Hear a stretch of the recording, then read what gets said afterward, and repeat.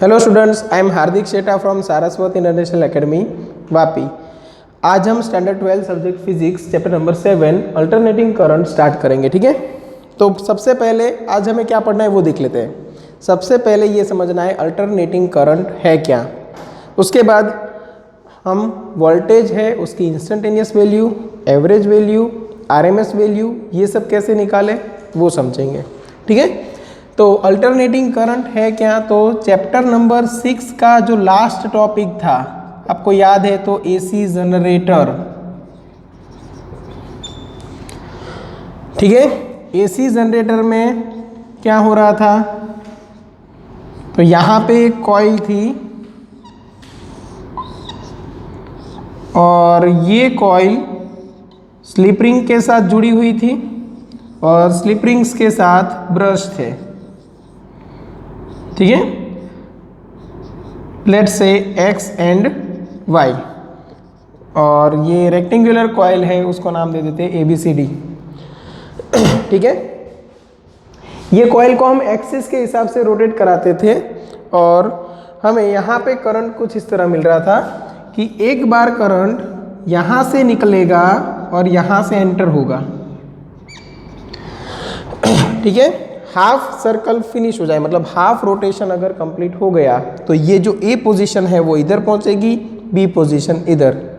ठीक है, और तब यहाँ पे करंट पास हो रहा था A to B, यहाँ पे आ जाएगा B to A, तो करंट की डायरेक्शन रिवर्स हो जाएगी। ठीक है, इसीलिए क्या होता था कि फर्स्ट हाफ साइकिल में करंट यहाँ से निकलता था, यहाँ से एंटर होता था। सेकेंड हाफ साइकिल में करंट यहाँ से एंटर होगा, यहाँ से निकलेगा, जाएगा किधर, तो ये जो है सपोज ये एक पावर स्टेशन है, यहाँ पे एनर्जी जनरेट हुई। ठीक है, और ये जो AC है अल्टरनेटिंग करंट उसको हम आउटर सर्किट में भेजेंगे। ठीक है, सबसे पहले आएगा स्टेप अप ट्रांसफॉर्मर जिसमें वोल्टेज अप करंट डाउन होगा और लो करंट से हम इलेक्ट्रिसिटी ट्रांसफ़र करेंगे और जहाँ पे डेस्टिनेशन है वहाँ पे फिर से आ जाएगा स्टेप डाउन ट्रांसफॉर्मर, मतलब वोल्टेज डाउन करंट फिर से अप हो जाएगा। ठीक है, तो जो इंटरमीडिएट जो ब्लॉक्स हैं वो हम यहाँ पे नहीं दिखाते। समझने के लिए मानो कि ये आपके घर पे एक स्विच बोर्ड है और स्विच बोर्ड कुछ ऐसा होता है, आपने देखा होगा। ठीक है ना, और यहाँ पे हम सपोज बल्ब कनेक्ट कर रखे हैं, यहाँ पे है बल्ब। ठीक है, और ये एक टर्मिनल हम यहाँ पे कनेक्ट करते हैं, दूसरा टर्मिनल सपोज यहाँ पे। डायरेक्ट कनेक्शन नहीं देते हैं क्योंकि बल्ब है वो 220 to 30 वोल्ट तक चल सकता है, यहाँ पे वोल्टेज ज़्यादा जनरेट होंगे, तो डायरेक्ट हमें नहीं देना है। बहुत सारी प्रोसेस होने के बाद वहाँ पे हम सप्लाई कनेक्ट करते हैं, बट ये सिर्फ एक डेमो हम यहाँ पे ले रहे हैं कि करंट है उसकी डायरेक्शन क्या होगी, करंट का नेचर क्या होगा, क्यों हम अल्टरनेटिंग करंट बोलते हैं ये देखेंगे। ठीक है, तो जब फर्स्ट हाफ रोटेशन हो रहा था तब करंट X से बाहर निकल रहा था, तो समझो यहाँ से करंट निकला और यहाँ पे पाथ में ये क्लॉकवाइज घूमा और क्लॉकवाइज घूम के वापस आया ये टर्मिनल से इधर, और ये पूरा रोटेशन कंप्लीट हुआ करंट का, क्योंकि जब तक क्लोज पाथ कंप्लीट नहीं होता तब तक इलेक्ट्रिक करंट फ्लो नहीं होगा। सेकेंड हाफ रोटेशन में करंट यहाँ से निकलेगा Y से, तो ऐसे निकला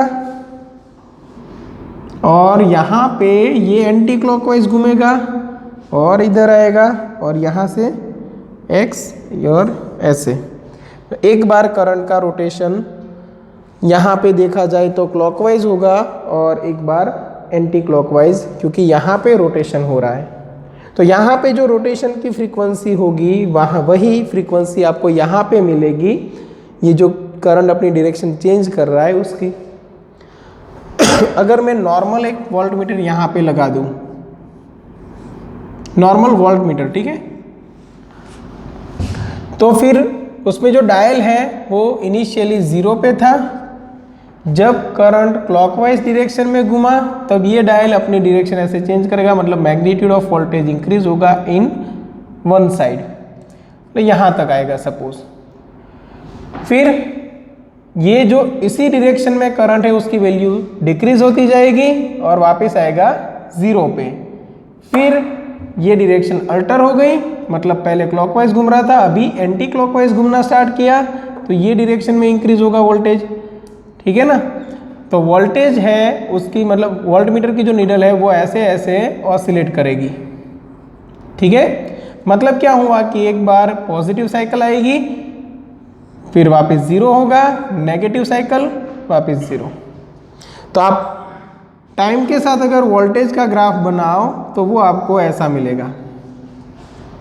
इसीलिए तो आपको इक्वेशन मिलता था E equal to E naught sine omega t, और यहाँ पे आपको साइन का ग्राफ मिल रहा है और ये जो वैल्यू है वो ई नॉट मैक्सिमम वैल्यू, ठीक है। यहाँ पे पॉजिटिव नेगेटिव पॉजिटिव, मतलब ये जो पॉजिटिव डायरेक्शन है वो एक बार आएगी, एक बार नहीं आएगी, वापस आएगी, तो अपनी जो पोजीशन है वो अल्टर करता जाता है, इसलिए हम बोलते हैं अल्टरनेटिंग करंट, ठीक है। चलो अल्टरनेटिंग करंट क्या है वो समझ में आ गया। अब कैसे कैसे ग्राफ होंगे वोल्टेज टू टाइम जिनको हम बोल सकते हैं कि ये अल्टरनेटिंग करंट है। समझो कि सपोज आपको एग्जाम में दिया गया है एक ग्राफ ऐसा ऐसा, ये टाइम है और ये वोल्टेज की एक्सिस है, और टाइम के साथ वोल्टेज की वैल्यू देखो कांस्टेंट है, ठीक है, और एक ही डायरेक्शन में है, तो ये करंट कौन सा है, डीसी करंट है, डायरेक्ट करंट। अगर आपको ऐसे दिया जाए तो आप खुद सोच लो, तो ये भी डीसी करंट है। क्यों?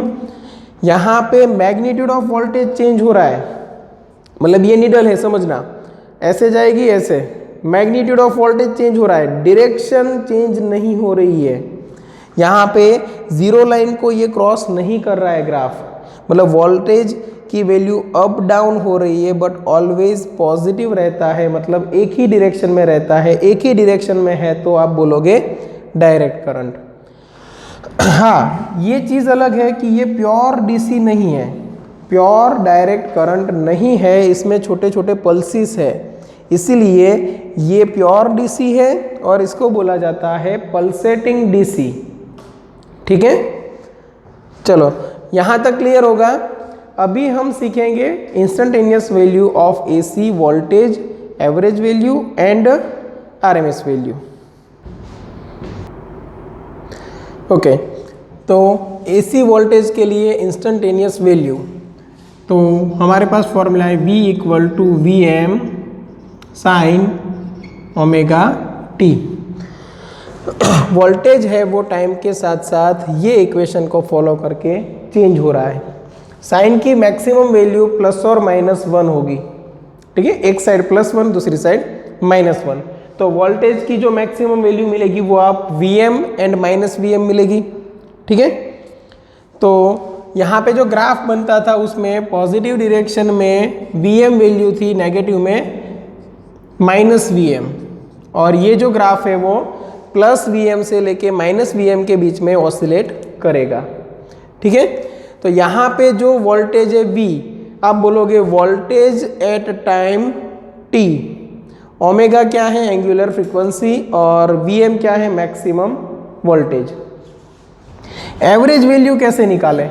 वोल्टेज है वो कंटिन्यूसली चेंजिंग है, समझो, अगर मैं वोल्टेज का ग्राफ बनाऊँ टाइम के साथ ये वोल्टेज, तो ये कंटिन्यूसली चेंजिंग है, और ये एक साइकिल है वो कंटिन्यूस रिपीट होती रहती है, ठीक है। अब एक वैल्यू वोल्टेज की फिक्स नहीं है, इसलिए हम क्या करेंगे, एवरेज वैल्यू निकालेंगे। अब एवरेज वैल्यू निकालने के लिए क्या करेंगे, तो यहाँ पे ध्यान देना, मैं ट्रायंगुलर ब्रैकेट में दिखा रहा हूँ average value of voltage, maximum value constant है, तो वो हम यहाँ पे एवरेज में नहीं ले रहे। एवरेज वैल्यू किसकी निकालेंगे, साइन ओमेगा टी की। यहाँ पे ये भी याद रखना है कि यहाँ पे V equal to V M sine omega T plus something angle, मतलब समझो V equal to V M sine omega T plus 5, मतलब कोई एक इनिशियल फेज हो सकता है। v equal to V M cos omega t भी हो सकता है। समझो कैसे कि मैंने t इक्वल टू 0 टाइम यहाँ पे कहा है, जब वोल्टेज जनरेट होना स्टार्ट हुआ तब मैंने t equal to 0 time select किया। कोई दूसरा पर्सन ये भी कर सकता है कि ये लाइन को t equal to 0 time select करे, मतलब जब वोल्टेज है वो मैक्सिमम वैल्यू पे पहुंचा तब t equal to 0 time consider किया। तो पर्सन ए के लिए फॉर्मूला बनेगा v equal to V M sine omega T, जिसने मैक्सिमम से स्टार्ट किया उसके लिए फॉर्मूला बनेगा v equal to V M cos omega T, क्योंकि sine omega T plus 90 degree बनेगा। कैसे 90 डिग्री? तो एक साइकिल कंप्लीट करने के लिए 360 डिग्री होता है, तो ये हाफ के लिए 180 और उससे भी हाफ तो ये 90। ठीक है, तो साइन ओमेगा टी प्लस 90 बन जाएगा कॉस ओमेगा टी। ठीक है, तो यहाँ पे V M cos omega t भी हो सकता है, या तो वी एम ऐसे करके भी हो सकता है साइन ओमेगा टी प्लस π/3 या तो माइनस π/3। कोई इनिशियल फेज भी हो सकता है, क्योंकि ये डिपेंड करेगा कि आप t इक्वल टू 0 टाइम कब सिलेक्ट करते हो। अब एवरेज वैल्यू निकालते हैं, तो ये V M sine omega t की एवरेज निकालने के लिए इंटीग्रेशन करना पड़ेगा विथ रिस्पेक्ट टू टाइम, मतलब sine omega t d t continuous change है इसीलिए। ओवर अ साइकिल, एक कंप्लीट साइकिल के लिए अगर आपको चाहिए तो 0 से लेके कैपिटल टी, क्यों? क्योंकि ये टाइम 0 है और यहाँ पे टाइम पीरियड का मतलब क्या रहेगा? Time required to complete one oscillation. ठीक है, तो 0 टू t आप क्या कर रहे हो? साइन ओमेगा टी का एडिशन कर रहे हो। ठीक है, तो नंबर ऑफ सैंपल जितने हैं उससे डिवाइड भी करना पड़ेगा, इसलिए हम यहाँ पे इंटीग्रेशन में करेंगे dt कहाँ से कहाँ तक? 0 टू t। dt का इंटीग्रेशन क्या आएगा? t कहाँ से कहाँ तक? 0 टू कैपिटल T।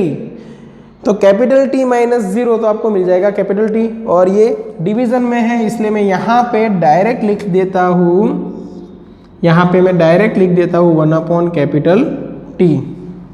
ठीक है, याद रखना साइन ओमेगा टी का आपको अगर एवरेज वैल्यू निकालना है तो integration sign omega t d T integration करना है 0 से लेके कैपिटल T तक, और 1/T आपको रख देना है, T से मतलब डिवाइड कर देना है।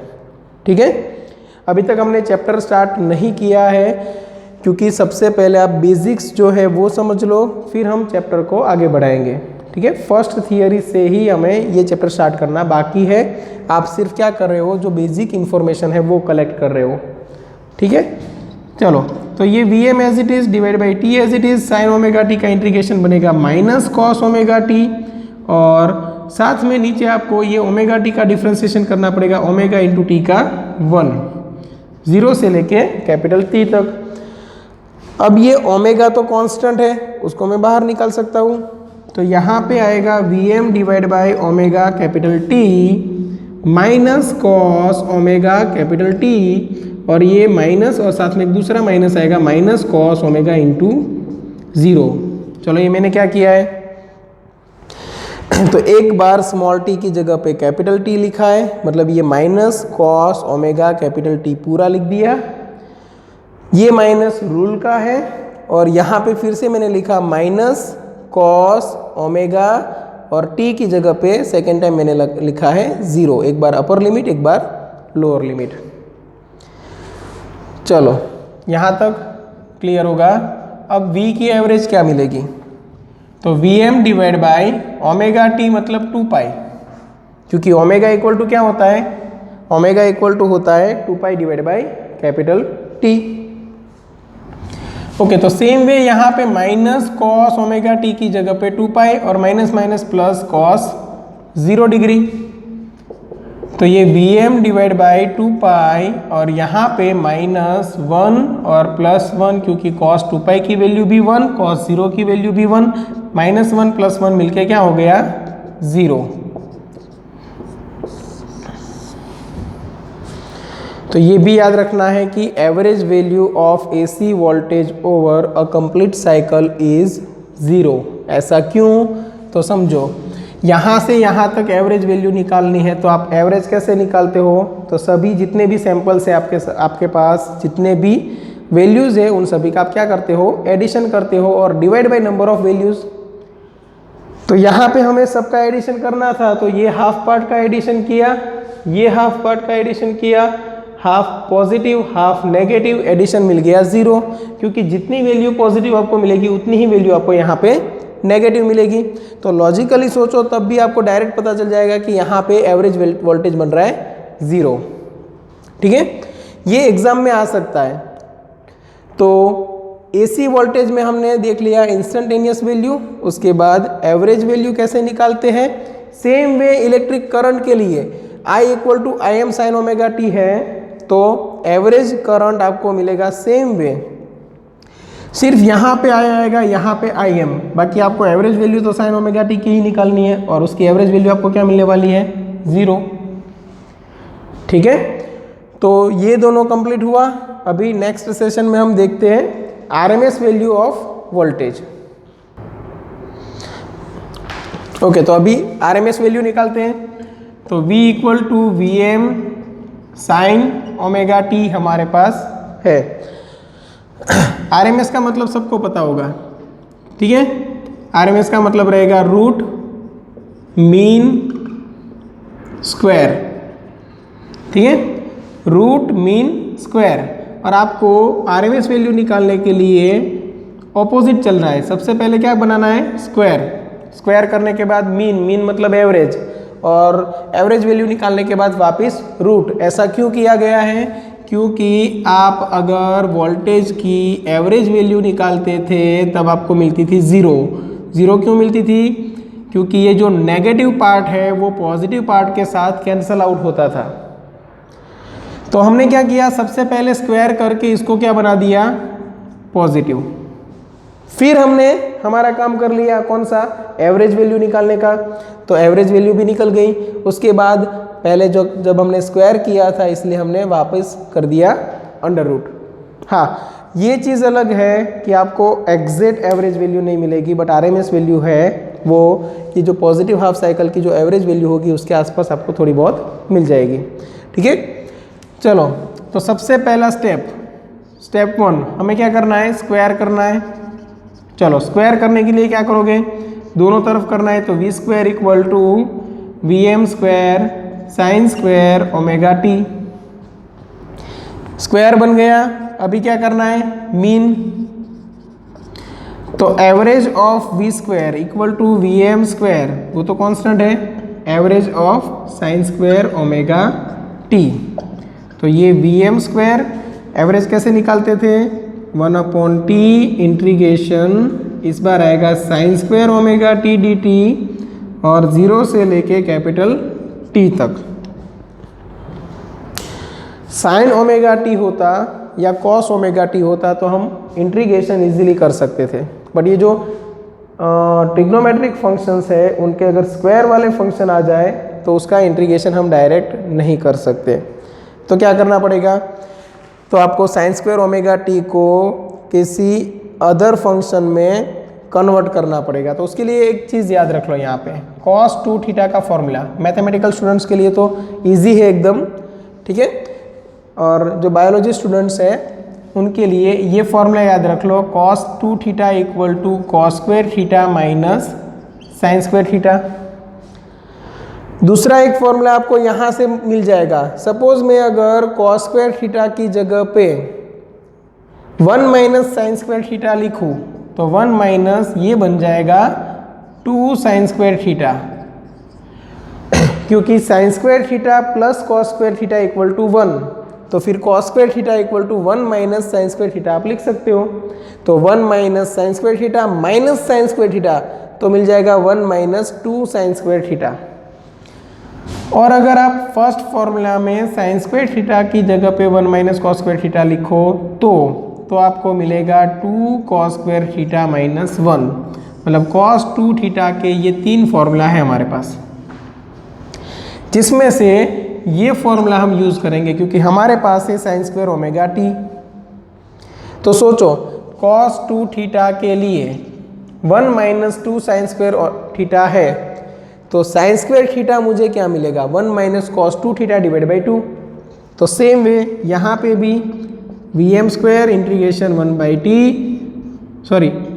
By t into integration 1 minus cos 2 omega t divide by 2 और ये डी टी। कैसे?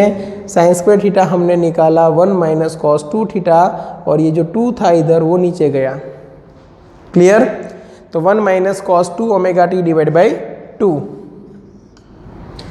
ठीक है, चलो यहाँ तक कंप्लीट है। आगे का स्टेप, तो ये V m square divide by ये टी और ये 2 दोनों बाहर निकाल लेते हैं। तो ये 2 इंटू कैपिटल टी। इंटीग्रेशन किसका करेंगे हम? अभी ये 1 का करेंगे। चलो 1 का इंटीग्रेशन होगा small T 1 into D T. D T का इंटीग्रेशन क्या रहेगा? टी कहाँ से कहाँ तक? 0 से लेके कैपिटल टी तक माइनस कॉस 2 ओमेगा टी का इंटीग्रेशन क्या रहेगा? साइन 2 ओमेगा टी और नीचे आपको करना पड़ेगा 2 ओमेगा और टी का 1। कॉस का इंटीग्रेशन साइन, एंगल हमने एज इट इज रख दिया, नीचे आपको एंगल का डिफरेंशिएशन करना है तो 2 ओमेगा और टी का differentiation with respect to time 1। ठीक है, चलो तो नेक्स्ट स्टेप हमारा क्या होगा? एवरेज ऑफ वी स्क्वायर हमें मिलेगा V m square divide by 2t in bracket capital T minus 0 minus, यहाँ पे 0 से लेके t तक लिमिट है। अब समझो साइन 2 ओमेगा कैपिटल T करेंगे तो ये sine 2 omega capital T minus sine 0 degree और डिवाइड बाय 2 ओमेगा तो है ही। तो ये बना V m square divide by 2 capital T in bracket T, यहाँ पे आंसर आया और यहाँ पे देखो sine 2 omega t. 2 into omega t मतलब क्या? 2 पाई, तो बन गया साइन 4 पाई। तो ये बनेगा sine 4 pi minus sine 0 degree divide by 2 omega. ठीक है, तो V m square divide by यहाँ पे मिला 2t in bracket t minus यहाँ पे 0 माइनस 0 डिवाइड बाई 2 ओमेगा। क्यों? साइन 4 पाई की वैल्यू 0, साइन 0 की वैल्यू भी 0, तो टी भी कैंसिल हो जाएगा। आपको मिल गया V m square divide by 2 average of V square. चलो थर्ड स्टेप हमने कर दिया है स्क्वायर, मीन वैल्यू निकाल ली है। अभी क्या करना है? Under root. तो रूट निकालने के लिए आप क्या करोगे? तो वी आर एम एस आपको मिलेगा under root of average of V square. इसीलिए हम बोलते हैं ना, देखो रूट मीन स्क्वायर, पहले स्क्वायर करते हैं बाद में मीन और उसके बाद रूट निकालते हैं। बट यहाँ पे देखो वी आर एम एस का फॉर्मूला क्या बन रहा है? तो सबसे पहले आप जब मैथमेटिकली लिखोगे तो सबसे पहले आप बनाओगे रूट, उसके बाद ये मीन का सिंबल और उसके बाद स्क्वायर, इसीलिए नाम पड़ा रूट मीन स्क्वायर। और ये वी एम स्क्वायर बाई 2 का अंडर रूट निकालोगे तो फाइनल आंसर में इधर लिख रहा हूँ V R M S equal to आपको मिलेगा वी एम बाई रूट 2। ठीक है, सेम वे आपको आई आर एम एस मिलेगा I m by root 2। Clear यहाँ तक? तो यहाँ पे हमने आर एम एस वैल्यू भी निकाल ली। अभी 3-4 चीज़ें हैं जो आपको याद रखनी है, वो मैं यहाँ पे लिख के दे रहा हूँ। Average of sign omega T जब भी आपको कहीं पे दिखे, या average of cos omega T आपको मिलेगा 0। अगर स्क्वायर वाला फंक्शन है साइन स्क्वायर ओमेगा टी का या तो कॉस स्क्वायर ओमेगा टी का एवरेज वैल्यू है तो आपको मिलेगा 1/2। ठीक है, अगर एग्जाम में आए derive RMS value of AC voltage तो आपको ये पूरा डेरिवेशन करना है। बट अगर कहीं पे आप कोई एक टॉपिक, बड़ा टॉपिक है वो एक्सप्लेन कर रहे हो जिसमें बीच में आपको साइन स्क्वायर ओमेगा टी की एवरेज निकालनी है, तो ये सारे स्टेप्स बताने की ज़रूरत नहीं है।